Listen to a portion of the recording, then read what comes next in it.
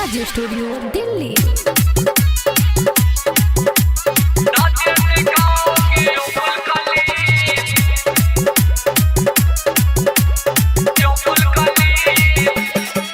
मोरी चोलिया पे सबके नजरिया हो, नहीं नाचूंगी बीच बजरिया हो।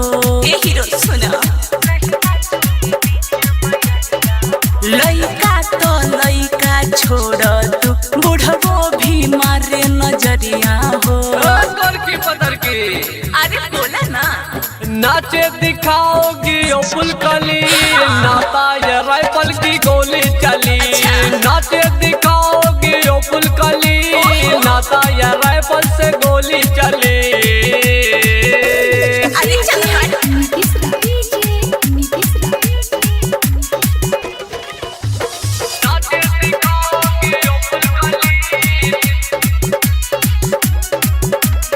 गुंडा गर्दी चली ना बाबू, सटन सीना तान के। बड़े बड़े के बात बोलो ना बबुआ, फिकर नहीं का जान के। तोहरा से कुछो न होई हो। गुंडा गर्दी चली ना बाबू, सटन सीना तान के।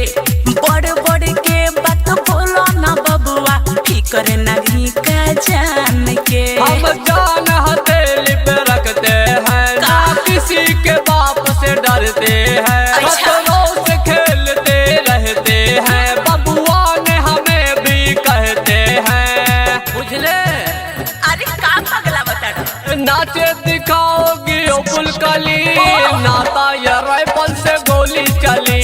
नाचे दिखाओगी ओ फुलकली, नाता या राइफल से गोली चली। अरे चला।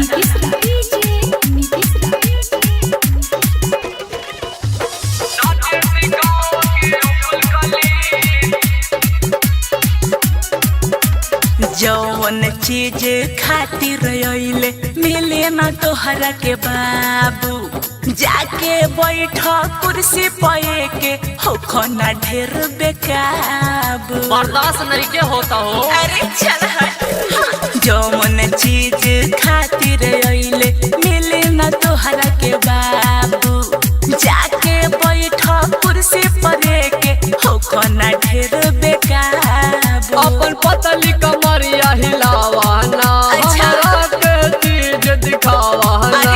कोई बात मान यही लइका के, हमरा के तू ललचावाना। दिखावा